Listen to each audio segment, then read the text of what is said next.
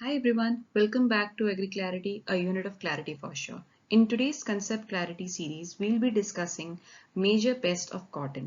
So आज का ये सेशन लाने का मेजर 3 पॉइंट्स है जिसकी वजह से आज हम ये एंटोमोलॉजी का सेशन कंडक्ट करें। फर्स्ट रीजन ये है कि रिसेंटली आप सभी को स्टूडेंट्स को पता होगा कि गवर्नमेंट ने हमारी इंडियन गवर्नमेंट ने दो ऐसे राइस की वैरायटीज रिलीज किए जिसमें उन्होंने जीनोम एडिटिंग प्रैक्टिसेस को इनकॉर्पोरेट किया है। उस वजह से काफी सारे लोग जेनेटिकली मॉडिफाइड ऑर्गेनिज्म या जेनेटिकली मॉडिफाइड क्रॉप्स को उनके साथ रिलेट कर रहे हैं and they are getting confuse about it. और सबसे मेजर इंपॉर्टेंट जो एग्जाम्पल सारे लोगों के जो थॉट में आ रहा है वो है हमारा बीटी कॉटन। इस वजह से हमारा कॉटन के पेस्ट डिस्कस करना यहाँ पे इम्पोर्टेंट हो जाता है।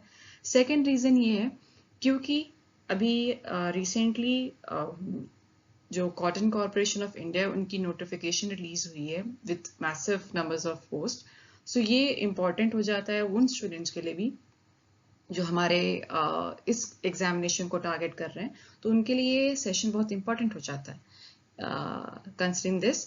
और थर्डली हमने ये सेशन इसलिए कंडक्ट किया है बिकॉज आपको बताना चाहते हैं कि हम इस सेशन में बहुत ब्यूटीफुली बहुत क्रिस्प तरीके से सारे मेजर पेस्ट को कवर कर रहे हैं विथ अप्रोप्रिएट मेमोरी हुक्स, ताकि आप एक वन प्लेस पे आपको comprehensive detailed paste of cotton के कंटेंट प्रोवाइड कर सके। So keep watching this session until till the end. So let's get started. आज हम मेजर जो पेस्ट कॉटन के बहुत सारे पेस्ट होते हैं, माइनर पेस्ट भी होते हैं, मेजर पेस्ट भी होते हैं। तो मेजरली 3 मेजर पेस्ट होते हैं जो कॉटन को इकोनॉमिक डैमेज कॉज करते हैं। सबसे इंपॉर्टेंट है पिंक बॉलवर्म, सेकेंड है अमेरिकन बॉलवर्म एंड थर्ड है स्पॉटेड बॉलवर्म। हम डिटेल में वन बाय वन सारे इन पेस्ट को कवर करेंगे। पहले ब्रीफली देख लेते हैं इनके जनरल जो टेक्सोनॉमी होती है उनके बारे में। पिंक बॉलवर्म का साइंटिफिक नेम है पेक्टिनोफोरा गॉसिपेला, अमेरिकन का हेलिकवर्पा आर्मीचेरा एंड स्पॉटेड में दो स्पीशीज होती है। पहला अगर हमारा स्पॉटेड बॉलवर्म है तो उसको एरिस विटेला कहते हैं, और अगर स्पिनी है तो एरिस इंसुलेना। दोनों में कोई ज्यादा डिफरेंसेस नहीं है, थोड़े बहुत उनके विंग्स के मॉर्फोलॉजिकल डिफरेंसेस है, अनलेस एंड अनटिल बाकी सब चीजें इनकी सेम है। ऑर्डर इन दोनों का लेपिडोप्टेरा है। फैमिली इसमें देखा जाए पिंक का गैलिचिडी है, देन बाकी सबका नॉक्टिडे है। और कॉमन तो आपको इनका नेम पता ही है। और डिस्ट्रीब्यूशन इतना इनका इंपॉर्टेंट नहीं है, जो इनका इंपॉर्टेंट है वो है इनकी होस्ट रेंज। जैसे इन तीनों में आप देख सकते हैं कॉटन तो कॉमन है, ओकरा या भिंडी बहुत कॉमन है, और जनरली जो भी मालवेसियस क्रॉप होते हैं वो इन तीनों के लिए कॉमन होता है। और थोड़ा सा अमेरिकन बॉलवर्म में क्योंकि उसकी थोड़ी वाइड होस्ट रेंज है, उसमें आप चेक कर सकते हो कि chickpea, pigeon P, sunflower, tomato. अब मैं आपको यहाँ से बताऊंगी कि इसमें मेजरली क्वेश्चन इस स्लाइड से क्या क्या रेज हो सकते हैं। ओके, इस स्लाइड से आपको साइंटिफिक नेम पे क्वेश्चन रेज हो सकते हैं। ओके, साइंटिफिक नेम पे क्वेश्चन रेज हो सकते हैं। देन आपको इनके होस्ट रेंज पे हो सकते हैं। बाकी कॉमन नेम बहुत ही ज्यादा मेन स्ट्रीम क्वेश्चन हो जाएगा, तो यहाँ से आप एक्सपेक्ट मत करिए। लेकिन ये तो है कि आपको साइंटिफिक नेम और होस्ट रेंज आपको पता होना चाहिए। ओके, तो मैं वन बाय वन आपको हर साइड्स में बताऊंगी कि किस साइड से कैसे कैसे क्वेश्चन भी रेज हो सकते हैं। Okay, so be attentive. First हम डिस्कस करते हैं स्पॉटेड बॉलवर्म। ओके, अब मैंने आपको पहले स्लाइड में बताया था कि एरिस विटेला मतलब कि अगर स्पॉटेड की बात की जा रही है और इंसुलाना होगा तो वो स्पिनी वर्म की बात की जा रही है। आपको मैंने यहाँ पे होस्ट पीछे भी बताया था। केनाफ एक हिबिस्कस कैनबिस होता है, ये एक तरह का जावा जूट के नाम से जाना जाता है। और एल्बुटोन इंडिकम ये एक ऑर्नामेंटल फ्लावर है, इंडियन मैलो नाम होता है इसका। हॉलीहॉक भी एक ऑर्नामेंटल फ्लावर है। ओके, ये सारी चीज हो गई। अब हम डैमेज सिम्टम्स के ऊपर बढ़ते हैं। डैमेज सिम्टम्स मैंने आपको यहाँ पे सेग्रीगेट किया हुआ है कि अर्ली सीजन में क्या होता है और लेटर स्टेज में किस तरीके से इसका सिम्टम्स दिखता है। अर्ली सीजन में आप समझ सकते हो, अर्ली जब आपका प्लांट ब्लूम हो रहा है या उसमें टॉप शूट्स बन रहे हैं, तब इसका कैटरपिलर जो होता है वो टेंडर शूट्स पे बोर कर देता है। ओके, तो इसके वजह से क्या हो जाता है, आपका अपर शूट काफी ड्राई अप हो जाता है और वहां से आपकी जो क्रॉप होती है वो अल्टीमेटली डैमेज होकर ड्रूपिंग कॉज कर देती है। ओके, ये हो जाता है। लेटर स्टेज में क्या होता है, आपका जो लार्वा होता है, ये डिजीज का ये पेस्ट का जो लार्वा होता है वो स्क्वायर्स में बोर करता है। ओके, स्क्वायर क्या होता है, एक तरीके का रिप्रोडक्टिव बर्ड होता है। फ्लावर बड जो होते हैं कॉटन के, उसको हम स्क्वायर्स कहते हैं, ठीक है। उसमें ये लार्वा बोर कर देता है और वो प्रीमेच्योर ओपनिंग कॉज कर देता है, क्योंकि बहुत टेंडर होता है वो स्क्वायर, प्रीमेच्योर ओपनिंग कर देता है, साथ ही साथ सीड का डिस्ट्रक्शन और एक्सक्रीटा फिलिंग हो जाती है उन स्क्वायर्स में। ओके, तो यहाँ से आपको दो चीजें पता हो गई कि पहला अर्ली स्टेज में जो कैटरपिलर या फिर जो हमारा लार्वा होता है वो टेंडर शूट में बोर कर देता है, ठीक है। यस, और वो हो गया। और लेटर स्टेज में क्या होगा, जब ये शूट के बाद ये जो स्क्वायर्स होते हैं उसमें भी लार्वा बोर करके उसमें एक्सट्रीटा को फिलअप कर देता है और प्रीमेच्योर ओपनिंग हो जाती है, क्योंकि बहुत ज्यादा एक्सट्रीटा उसमें फिल हो जाता है और वो अल्टीमेटली सीड का डिस्ट्रक्शन होकर पूरा हमारा जो रिप्रोडक्टिव पार्ट होता है वो खराब हो जाता है, ठीक है। अब इसकी बायोलॉजी देखते हैं, क्योंकि इससे एक मतलब कि अगर आप मेजरली बोला जाए कि आपको एक पेस्ट में क्या इम्पोर्टेंट ध्यान रखना चाहिए जो आपको मिस ना हो एग्जामिनेशन पॉइंट ऑफ व्यू से, वो होता है इनकी बायोलॉजी और आइडेंटिफिकेशन या बायोनोमिक्स कहते हैं जैसे। तो ये आपको पता होना चाहिए। एक तो आपको होस्ट रेंज मैंने बता दिया, उनकी साइंटिफिक नेम बता दिया, अब आपको बायोनोमिक्स भी याद होनी चाहिए इनकी, ठीक है। ये मतलब मैं आपको सिर्फ मेजर मेजर बता रही हूँ, सारी चीजें याद करने की जरूरत नहीं।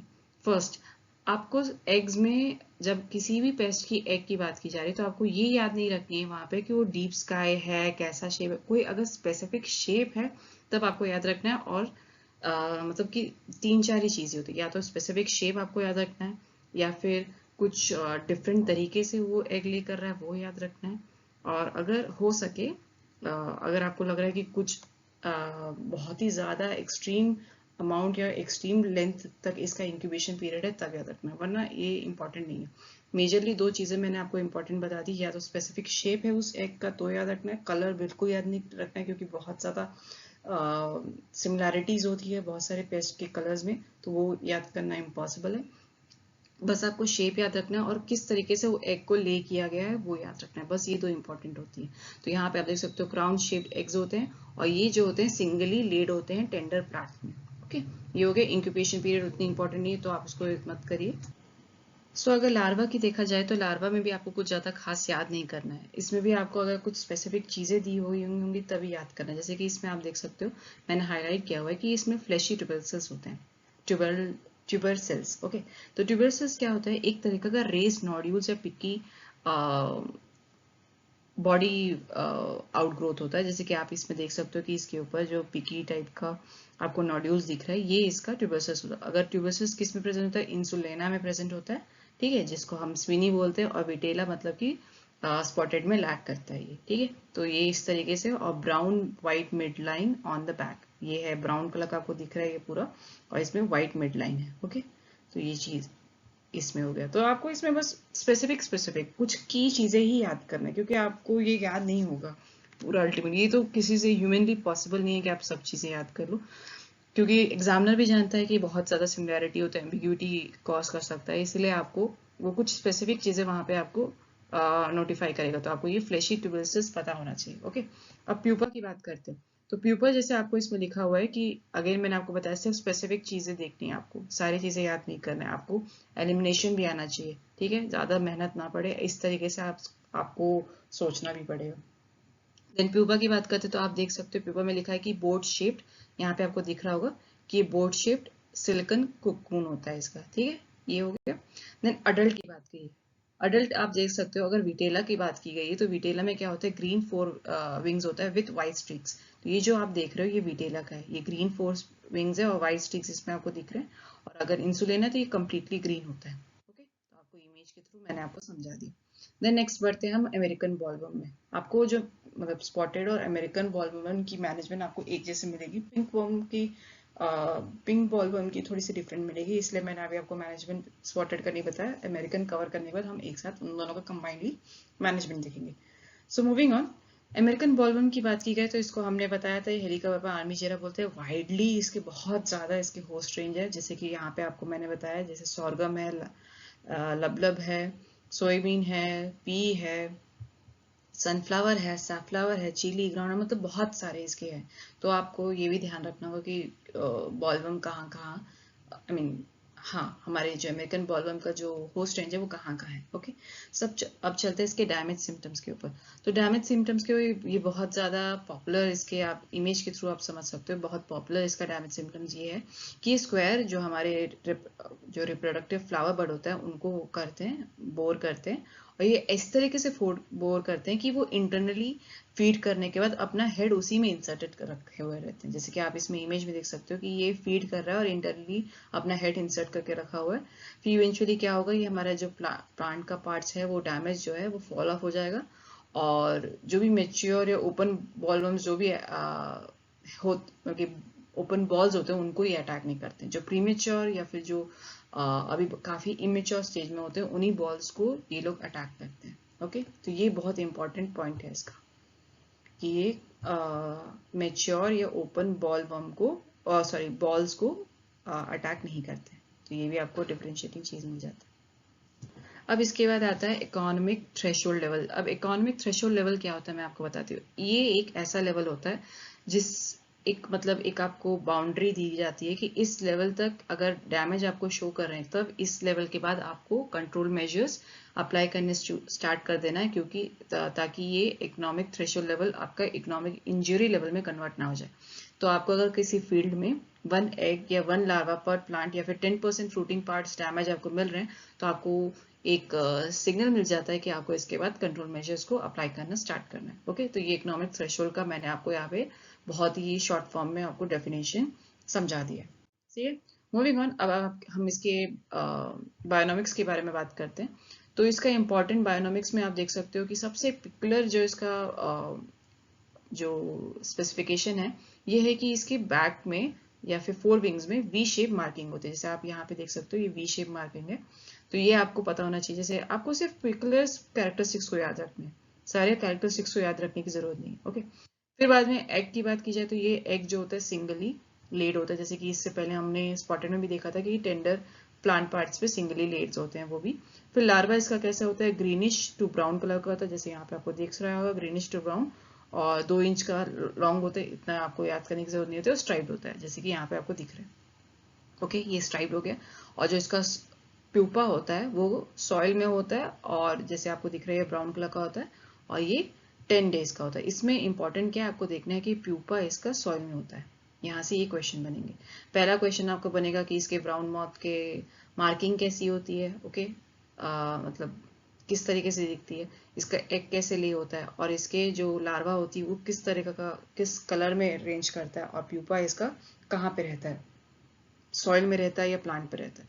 इस तरीके से क्वेश्चन बन सकते हैं यहाँ से। ओके, तो आपको इमेज के थ्रू मैंने अच्छे से समझा दिया बायोनॉमिक्स के। अब हम कंबाइंडली इनके बॉलवर्म के मैनेजमेंट में देखते हैं। तो सबसे पहला मैनेजमेंट का जो प्रोसेस होता है वो होता है इरेडिकेशन। तो इरेडिकेशन में सबसे इंपॉर्टेंट आता है, हम मॉनिटरिंग करके इरेडिकेशन कर सकते हैं।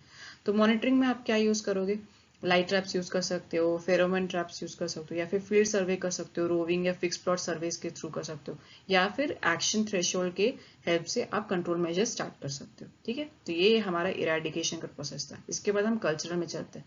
सबसे इम्पोर्टेंट जो जीएमओ के ऊपर बेस्ड है, बीटी कॉटन को यूज करना, वो बॉलवर्म के मैनेजमेंट का सबसे इम्पोर्टेंट प्राइम प्रैक्टिस होता है। तो पहले आपको ये पता होना चाहिए कौन कौन से जीन्स इसमें इन्वॉल्व होते हैं। जैसे बॉलगार्ड 1 क्राई 1AC जीन होता है, Bollgard 2 cry 1AC plus cry 2AB gene होता है। ये दोनों वेराइटीज को यूज की जाती है बीटी कॉटन की, जो इम्पोर्टेंट है हमारे बॉलवर्म के मैनेजमेंट के लिए। ठीक है, ये आपको मैंने बता दिया। जैसे पहला वाला क्राई 1AC है, वो हेलिकोवर्पा आर्मीजेरा के लिए होता है, और स्पोडोप्टेरा के लिए हमारा ये बॉलगार्ड 2 को यूज करते हैं। ओके, फिर रेजिस्टेंट वैरायटीज में अगर मैं आपको टू बी ऑनेस्ट मैं आपको बताऊं, रेजिस्टेंट वैरायटीज पे अभी तक क्वेश्चंस नहीं आए, क्योंकि काफी ज्यादा इसमें एम्बिग्यूटी कॉज होता है। तो आप मेजरली जो भी आपको जैसे यहाँ पे मैंने आपको टेट्रा पाइन ये नेम डिनोट किया, सुजाता नेम डिनोट किया, ये L1245 ये जो दोनों में कॉमन है ये डिनोट किया। बस इन्हें ही याद करने की जरूरत है। अभी तक तो कभी क्वेश्चंस नहीं आए रेजिस्टेंट वैरायटीज पे। अभी तक सिर्फ उनके बायोनॉमिक्स के ऊपर क्वेश्चन आ चुका है, मैनेजमेंट के ऊपर क्वेश्चन आ चुका है, मैनेजमेंट भी सबसे पर्टिकुलरली उनके बायो कंट्रोल मैनेजमेंट पे आ चुका है।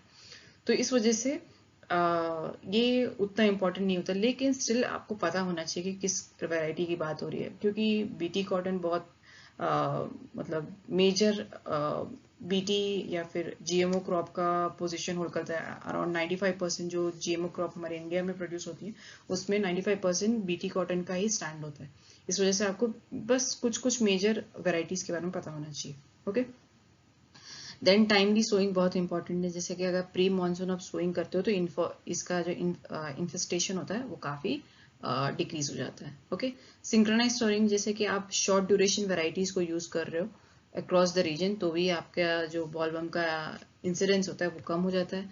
आप क्रॉप रोटेशन और इंटरक्रॉपिंग की बात की जाए तो मालवेशियस क्रॉप्स जो वेराइटीज़ होती हैं उनके साथ आप जो भी इंटरक्रॉपिंग है उनको छोड़ के या फिर जो भी हमने होस्ट रेंज की बात की उनके अलावा छोड़ के पल्सेस के साथ अगर आप इंटरक्रॉपिंग करते हो तो ये काफ़ी ज़्यादा फ्रूटफुल होता है, आपकी इकोनॉमिक डैमेज को काफ़ी रिड्यूस कर सकता है। ओके, फिर रिमूवल ऑफ रेसिड्यूज की बात की जा रहा है, कैरी ओवर ताकि ना हो पेस्ट के लिए। तो जो भी डैमेज प्लांट के स्क्वायर्स हो गए या फिर जो भी टेंडर शूट्स हो गए जो डैमेज होके गिर चुके हैं उनका रेसिड्यू का रिमूवल करना भी बहुत इंपॉर्टेंट होता है। फिर नेक्स्ट सबसे इंपॉर्टेंट एग्जाम्पल जो काफ़ी सारे एग्रीकल्चरल एग्जाम में आ चुका है वो है कि एक्सेसिव नाइट्रोजन को यूज़ नहीं करना चाहिए। ठीक है, एक्सेसिव नाइट्रोजन से भी क्या होता है, जो वेजिटेटिव ग्रोथ होता है वो रिड्यूस हो जाता है। ठीक है, इस वजह से एक्सेसिव नाइट्रोजन का अवॉइड करना चाहिए, उनका एप्लीकेशन करना। तो ये भी बहुत ज़्यादा इंपॉर्टेंट है, काफ़ी सारे एग्जामिनेशन में इससे क्वेश्चन आ चुके हैं। ओके, मूविंग ऑन, अब बायोलॉजिकल कंट्रोल के बारे में बात करते हैं जो सबसे ज़्यादा इंपॉर्टेंट है। आजकल बायोलॉजिकल कंट्रोल पे काफ़ी ज़्यादा एएफओ एग्जामिनेशन पे टारगेट किया जा रहा है। सबसे पहला एग्जांपल है हमारा एनपीवी या फिर न्यूक्लियर पॉलीहेड्रोसिस वायरस। इसका हम यूज़ करेंगे 3।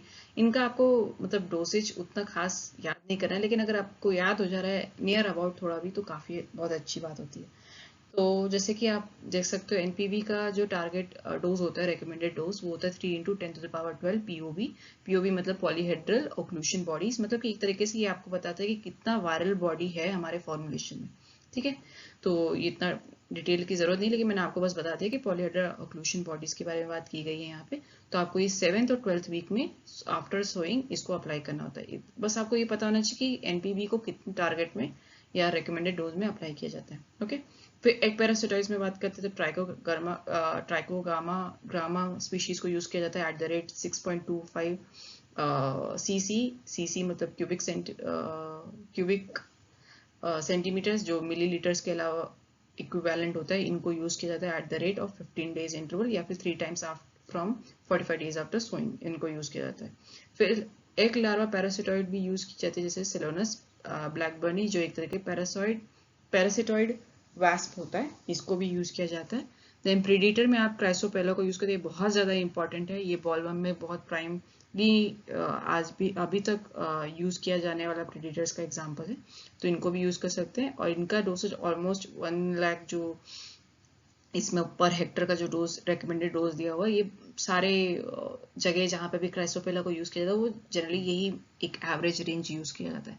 फिर आता है अल्ट्रा लो वॉल्यूम एनपीवी का स्प्रे भी किया जाता है विथ, जिसमें हम कॉटन सीड एक्सट्रैक्ट को यूज़ करते हैं, क्रूड शुगर, टिनोपल और टीपोल को यूज़ करते हैं। ठीक है, ये सारे बायोलॉजिकल कंट्रोल के मेजर्स, ये बहुत ज़्यादा इंपॉर्टेंट है, इसको तो बिल्कुल भी मिस नहीं करना चाहिए आपको। ठीक है, मूविंग ऑन, अब हम देख रहे हैं इसके केमिकल कंट्रोल में। केमिकल कंट्रोल में बहुत सारे इसके मेजर्स होते हैं, बट मैंने जो यहाँ पे हाईलाइट किया हुआ है मेजरली यही इंपॉर्टेंट है क्योंकि मार्केट में काफ़ी इनके वेरिएंट्स अवेलेबल है और फार्मर्स अभी भी इन्हीं को यूज़ कर रहे हैं और ये काफ़ी सेफ ऑप्शन है।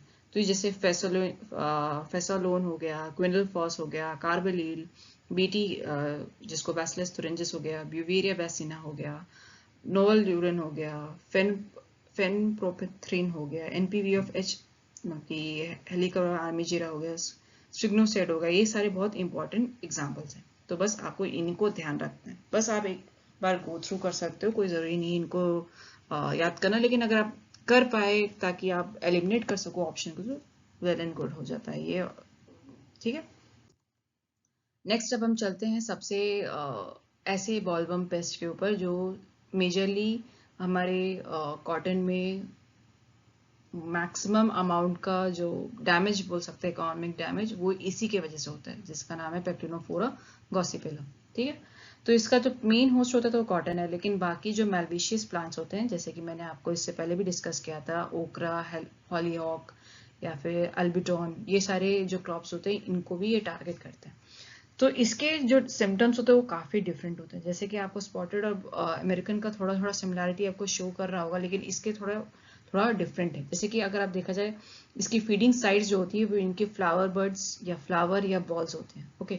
और ये फ्लावर बर्ड्स में क्या होता है, ये जो कैटरपिलर या इनका लार्वा होता है वो एंथर स्टाइल और ओवरी में समटाइम फीड करता है। इसका सबसे पिकुलर जो सिम्टम होता है वो होता है रोजेट फ्लावर्स। जैसे कि मैंने आपको यहाँ पे एक इमेज के थ्रू दिखाया, ये एक बहुत अच्छा फुल ब्लूम जो कॉटन फ्लावर बोल सकते हैं, ये वो है।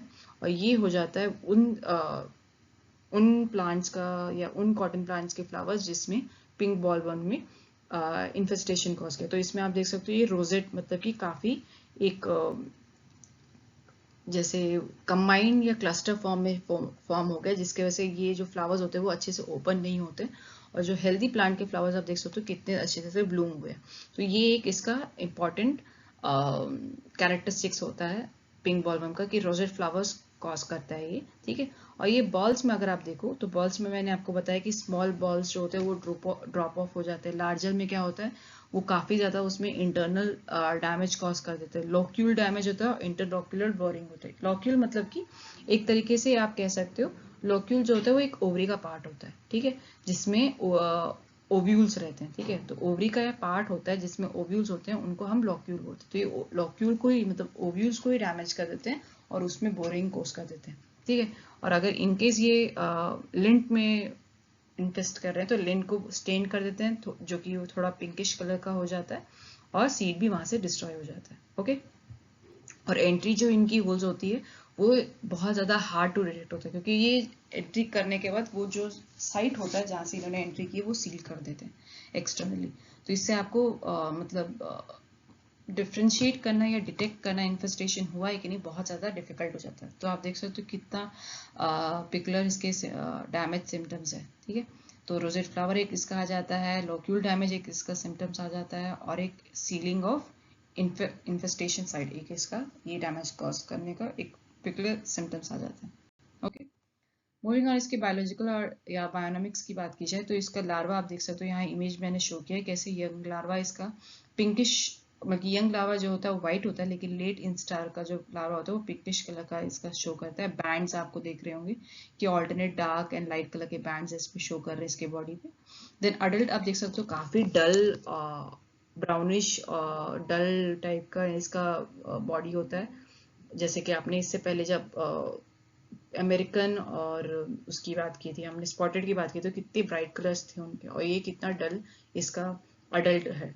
तो आप देख सकते हो किस तरीके से तीनों में डिफ्रेंशिएट करते हुए हमने अभी तक सारी चीज़ें कवर की हैं। ठीक है। तो ये डल यहाँ पे जैसे कि लिखा हुआ है डल ब्राउनिश या ऑलिव ग्रीन के रेंज में शो करता है, जिस पर डार्क स्पॉट्स होते हैं। ओके। नेक्स्ट अब इनके मैनेजमेंट प्रैक्टिसेस में आते हैं। मैनेजमेंट प्रैक्टिस में मैंने यहाँ पे केमिकल कंट्रोल को पहले यहाँ पे लिखा है, क्योंकि जब ईटीएल अगर जैसे ईटीएल जो भी हमने इससे पहले सारे ईटीएल कवर की थी, जैसे 1 एग की बात की गई या फिर 1 लार्वा की बात की गई या फिर 10% damage of the fruiting bodies की बात की गई, तो ये सारे ईटीएल होते हैं, इनके कॉमन ही ईटीएल होते हैं सारे बॉलवर्म्स के। तो इनको जब ये आ जाता है तब हम केमिकल मेजर्स को या फिर कंट्रोल मेजर्स को अप्लाई करते हैं। तो ये आपको मैंने इससे पहले भी आपको ये सारे बताए थे क्या क्या मेजर केमिकल्स थे जब हमने अभी अमेरिकन का कवर किया था। तो आप देख सकते हो कि वही सारे डिजीज के केमिकल्स जो हैं, सॉरी पेस्ट के जो केमिकल्स हैं वही रिपीट हो रहे हैं। तो आप देख सकते हो यहाँ पे ये जो बॉटानिकल्स भी होते हैं वो भी यूज किया गया है, साइपरमेथ्रिन।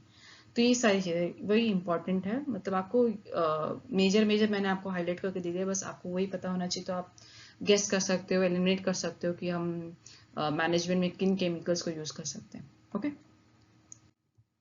नेक्स्ट आते हैं इनके बायोलॉजिकल और मैकेनिकल मेजर्स में। तो फेरोमोन ट्रैप्स को यूज किया जा सकता है, जैसे कि यहाँ पे आप देख सकते हो ये फेरोमोन ट्रैप को यहाँ पे इंस्टॉल किया गया है to monitor the moth activity, या फिर आप हैंड पिक या डिस्ट्रॉय कर सकते हो जो भी अफेक्टेड बर्ड्स या रोजेट फ्लावर्स हो उनको, जहां से आपको विजिबल लार्वा दिख रहे हैं वहां से हैंड पिक करके डिस्ट्रॉय करना, ये भी बहुत इंपॉर्टेंट इसके मैकेनिकल मेजर्स में आता है। या तो लार्वा को आप क्रश कर सकते हो रोजेट फ्लावर्स में अगर आपको मिल रहे हैं, weekly removal of fruiting parts को आप कर सकते हो, या फिर लाइट ट्रैप्स को यूज कर सकते हो। यहाँ पे मैंने काफ़ी इंपॉर्टेंट मतलब जो कॉमनली यूज किए जाने वाले लाइट ट्रैप्स होते हैं उनको शो किया। ये इतना इंपॉर्टेंट नहीं है आपको याद करना, बस आपको पता होना चाहिए कि मैकेनिकल मेशर्स में क्या क्या यूज कर सकते हो। रेस्टर्न वैरायटीज में आप देख सकते हो कि इसमें मैंने जो नेम आपको शो किया हुआ है, ये अगर आपको पता हो जाए, सुजाता, दिग्विजय, लोहित, ये सारे कॉमन है, मतलब ये सारे कुछ कुछ एग्जाम्स में रिपीट हुए हैं, तो इसलिए मैंने आपको यहाँ पर दे दिया है ताकि आपको जो कॉटन कॉर्पोरेशन ऑफ इंडिया का एग्जामिनेशन है उसमें भी हेल्पफुल। ओके, अब आते हैं इनके आईपीएम पे। क्योंकि पिंक बॉलवर्म मैंने आपको बताया कि मेजर पोर्शन जो इसका कॉटन के बेस का डैमेज का अगर बात की जाए जो कॉज करता है वो पिंक बॉलवर्म ही होता है, तो इसका आईपीएम भी बहुत इंपॉर्टेंट हो जाता है इस वजह से। तो पहला आता है क्रॉप सैनिटेशन। कॉमन सी बात है कि आपको रेसिड्यूज और जो भी जो प्लांट में डैमेज किए हुए जिसमें पेस्ट का हार्बर किया था पेस्ट ने, वो सारी चीज़ों का रेसिड्यू को क्लियरिंग करना। फिर रटूनिंग या डबल क्रॉपिंग को अवॉइड करना ताकि आप कैरी ओवर को रिड्यूस कर सकें। फिर क्रॉप रोटेशन करना ताकि आप पेस्ट का जो ब्रेक साइकिल उसके साइकिल को ब्रेक कर सकें। फिर सिंक्रोनाइज सोइंग करना ताकि आप अवॉइड कर सके कि एक पर्टिकुलर एरिया या विलेज में वही सारी पेस्ट स्प्रेड ना हो सके। तो एक साथ अगर आप सारे विलेज के फार्मर्स अगर सो करते हैं तो उस तरीके से सिंक्रोनाइज सोइंग की वजह से क्या होगा, आप एक प्रॉपर वे में क्रॉप के डैमेज को कंट्रोल एक तरीके से लिमिट कर सकते हैं। ओके, फिर यूनिफॉर्म वैरायटी यूज करना, जो भी आपको वैरायटी रिकमेंड की गई है वो सारी यूज करना, क्योंकि ताकि आप पेस्ट का बेटर मैनेजमेंट कर सके। अवॉइड करना नियर बाय मैलवेशियस क्रॉप्स का, जो भी है हमने होस्ट रेंज में आपको पढ़ा था। फिर पल्सेस का जैसे हमने इससे पहले भी पढ़ा था कि इंटरक्रॉपिंग करना ताकि वो बॉलवर्म्स या फिर सकिंग पेस्ट जो minor crop paste minor cotton paste होते हैं उनको उनके इंसिडेंट्स को कम करने में हेल्प करेगा। आपको नेचुरल एनिमीज का कंजर्वेशन करना, जैसे कि स्पाइडर्स हो गए, लेडी बर्ड बिटल्स हो गए, इनका यूज करके भी आप एनिमीज आई मीन पेस्ट को कंट्रोल कर सकते हैं। Then proper irrigation and fertilization तो ये है ही, और टाइमली एग्रोनॉमिक प्रैक्टिसेस जैसे रेगुलर अर्थिंग अप, वीडिंग वगैरह ये सब भी करना बहुत इंपॉर्टेंट आईपीएम के प्रैक्टिसेस में आ जाता है। इस तरीके से हमने सारे मेजरली कॉटन के पेस्ट को कवर कर लिया। अब हम क्विकली रिकैप करने के लिए देखते हैं कि किस तरीके से आप एक साथ, यही इसी की बात की जा रही थी कि ताकि आपको एक वन प्लेस पे एक फास्टर रिवीजन करने के लिए ये तीनों मेजर पेस्ट के बारे में कंटेंट मिल जाए। ओके, मैंने आपको बता दिया था कि किस तरीके से इनका ऑर्डर फैमिली क्या होता है। एग के बारे में मैंने आपको बताया था क्या क्या याद करने की जरूरत है, जैसे कि यहाँ पे आप देख सकते हो सिंगली लेड हो रहा है, पिंक बॉलवर्म में भी, अमेरिकन में भी सिंगली लेड हो रहा है टेंडर पार्ट्स में, और ये जो हमारा स्पॉटेड में है वो भी सिंगली लेड हो रहा है। बाकी इसमें कलर वगैरह की बात की गई है तो उतना आपको ध्यान रखने की जरूरत नहीं है। क्राउन शेप आपको पता होगा, क्राउन शेप किसका एग था, स्पॉटेड की बात की गई थी, तो इस तरीके से आप रिवाइज कर सकते हो। ओके, लार्वा कलर के दिखाया था मैंने आपको कि इनिशियली पिंक बॉलवर्म में व्हाइट कलर का होता है, लेटर इंस्टार में वो पिंक कलर का हो जाता है। हमारे अमेरिकन बॉलवर्म में ग्रीनिश कलर का दिखता है जिसमें डार्क स्ट्राइप्स होते हैं, और हमारे स्पॉटेड बॉलवर्म में क्या था, पेल ग्रीन था, लेकिन उसके ऊपर एक पर्टिकुलर पार्ट था ट्यूबरल सेल्स, उनकी प्रेजेंस थी। ठीक है, ये एक तरीके का जो आउटग्रोथ होता है बॉडी का वो होता है। ठीक है, नेक्स्ट आते हैं फीडिंग हैबिट में। जैसे पिंक बॉलवर्म होता है वो इंटरनल फीडर होता है, वो मतलब कि बॉल्स के या फिर स्क्वायर्स के अंदर ही जाके फीड करता है।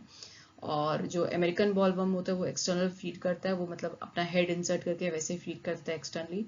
और फिर स्पॉटेड बॉलवर्म की बात की जाए तो ये सीधा सिर्फ बोर करता है जो भी हमारे शूट्स और स्क्वायर्स या बॉल्स हो गए उनके ऊपर। ओके, फिर लार्वा डैमेज में देखा जाए तो लार्वा जो होता है पिंक बॉलवर्म में इनसाइड ही रहता है फ्लावर बड्स के। ठीक है, अमेरिकन बॉलवर्म में सारे प्लांट्स को, फ्रूटिंग बॉड भी सबको ये इम्पैक्ट करता है, सब पे डैमेज साइड दिखाता है। और जो स्पॉटेड बॉलवर्म होते हैं उसमें टर्मिनल शूट्स को या टर्मिनल टेंडर शूट्स पे ये अपने डैमेज साइड दिखाता है। ओके, यूनिक सिम्टम्स मैंने बताया था कि पिंक बॉलवर्म में रोजेट फ्लावर्स हो जाता है। ठीक है, यूनिक सिम्टम्स ये हो गया। और हमारे जो अमेरिकन बॉलवर्म में उसमें सर्कुलर होल्स होते हैं, एक्सक्रीटा फिल होता है और हेड इंसर्टेड होता है। स्पॉटेड वाले में क्या था, shedding of squares and damage to shoots दिखाई देते हैं। ओके, प्यूपेशियन साइट देखा जाए, मैंने आपको बताया था कि प्यूपेशियन साइट में क्या होता है, पिंक बॉलवर्म में सॉइल में होता है, ठीक है, पिंक बॉलवर्म में सॉइल में होता है या फिर प्लांट डेब्रिस में होता है, लेकिन जो अमेरिकन बॉलवर्म होता है वो जनरली सॉइल में ही होता है, और हमारा जो स्पॉटेड बॉलवर्म होता है वो इनसाइड द प्लांट होता है। मतलब इसमें आपको दिख रहा होगा कि सारी चीजें सॉइल में होते हैं, लेकिन मेजरली जो इम्पोर्टेंट जिसमें सॉइल में ही देखा जाता है वो होता है हमारे अमेरिकन बॉलवर्म में। ओके, ये आपको ध्यान रखना है। अडल्ट डिस्क्रिप्शन की बात की गई थी, तो मैंने आपको बताया था कि पिंक बॉलवर्म में बहुत डल उसका अडल्ट दिखता है, थोड़ा ब्राउन ग्रेइश कलर का। देन आपको अमेरिकन बॉलवर्म में मैंने बताया था कि ब्राउनिश कलर का होता है, जिसके फोर विंग पे वी मार्क के कुछ स्पेक्स होते हैं उसके फोर विंग्स पे।